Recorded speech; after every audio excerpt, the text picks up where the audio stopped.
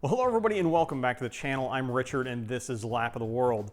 We have just returned from NSXPO 2023 and it was great to see all of you, a lot of you down there I should say, and if you didn't make it, we missed you. But one of the most frequent questions we fielded during the course of the event was, after getting our NSX back from Science of Speed with its heart transplant, with our 3.2 liter bottom end, 3 liter head Lego set situation we have going on back there, is it faster? It seems like a simple and very obvious question to answer. However, there are always dangers in answering that. I think we have talked about it on the channel a little bit already. After we drove the car back from Arizona and everything felt great the second time. And then we also have driven the car up on the tail of the dragon here locally with our annual NSXPedition event.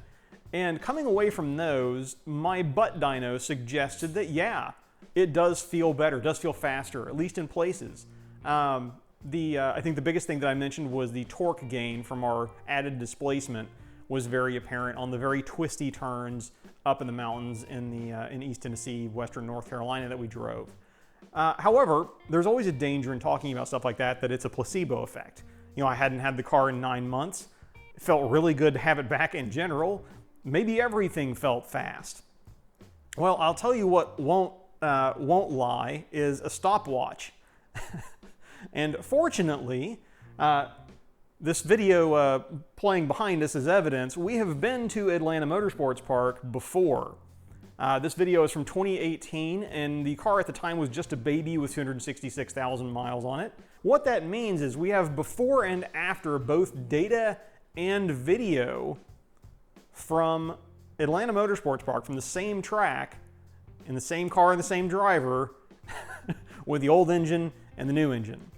So without any further ado, let's take a look at a side-by-side comparison of a lap from 2018 on the original motor and a lap from NSXPO this year, 2023, with the new motor. We join our plural selves in the middle of turn 15 at AMP, 2018 on the bottom, 2023 on the top. So you can tell by our speedometers there that we didn't get the best run. We had to overtake someone in 2023 and we just didn't get a good run in 2018. But pulling uphill, this should be a good indicator of engine performance with terminal speeds. At about 112 in 2018, and 2023 we had a bit quicker at 119 miles per hour indicated. It's not on the overlay, but you can see it in the upper right-hand corner of the digital display on the dash. Similarly, at the end of that straight section, we had about a 3 to 4 mile an hour advantage in 2023. Now, some of this may be due to additional tire grip, allowing us to carry more speed through the middle of the turns, but on turns like that where it's just a sharp hairpin, you can only gain so much. So it's definitely the engine doing something, our added displacement and a little bit of extra torque pulling us out of these slow turns a little more efficiently. Here again, as well as we pull out of turn 6, headed over this crest, you'll see a peak terminal velocity that's a little bit better in 2023 before we pour our car into this roller coaster section at AMP. And then you'll notice again a similar difference as we get to the top of this hill before we stab the brakes and chuck it into the right-left combo. That puts us back on to the final carousel section at this roller coaster of a track.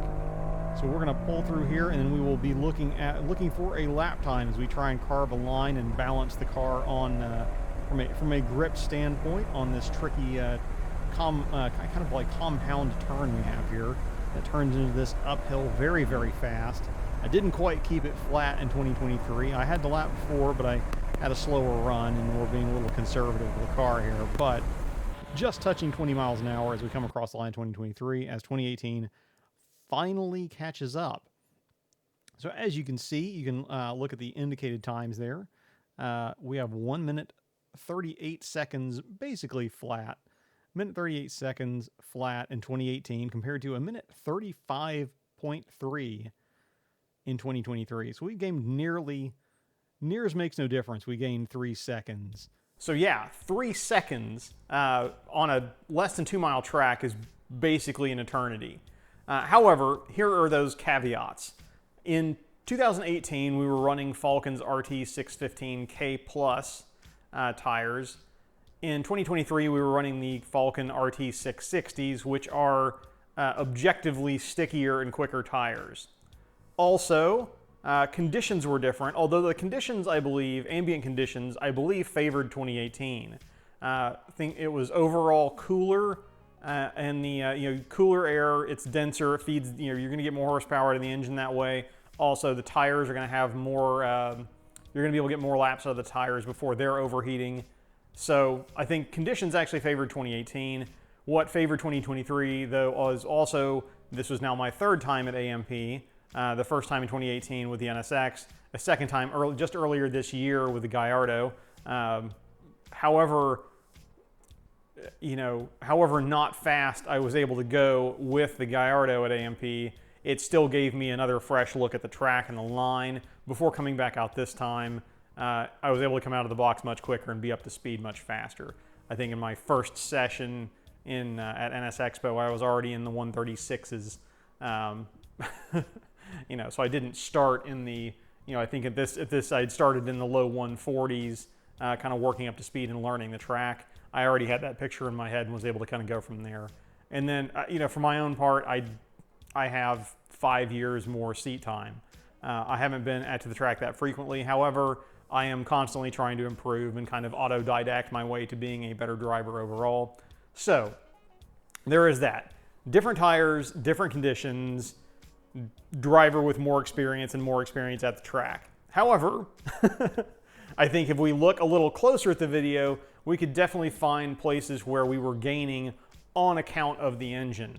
So while our 3-second gain is probably not all down to what Science of Speed did under the hood back there, I think it is something that we can show definitely was helping the cause.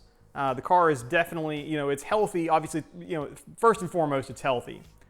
Secondly, I think there is definitely more torque. As I mentioned in that, as I mentioned in that last little segment there, but may not have demonstrated, but I was able to actually kind of, various places on the track, get the car to rotate on the throttle, whereas in my last visit, I distinctly remember having to use kind of more of a lift to get the car to turn in there, or trail braking to get the car to turn in, whereas at this time I could kind of like point it there and then use the gas to drive out of the turn versus having to sort of use the, use some lift off rotation to get the car set up going into or in the middle of the turn, which is nice. It's a little bit, more controllable way of doing things, and also a faster way of doing things, of course. So we will leave a link to this old video in the description, as well as the Just the Laps from 2018 that we did. And then, of course, we'll have more from AMP coming up as well. We were, if you saw the little, I had something kind of blurred out there, we'll be reviewing that one in a future installment as well. So you can look forward to a few more things from NSXPO and Atlanta Motorsports Park in the coming weeks. But until then, I hope you enjoyed the video. I hope it was informative, if not entertaining, and we'll see you in the next one. I'm Richard. This is Lap of the World. We'll see you in the next video. Down at the track.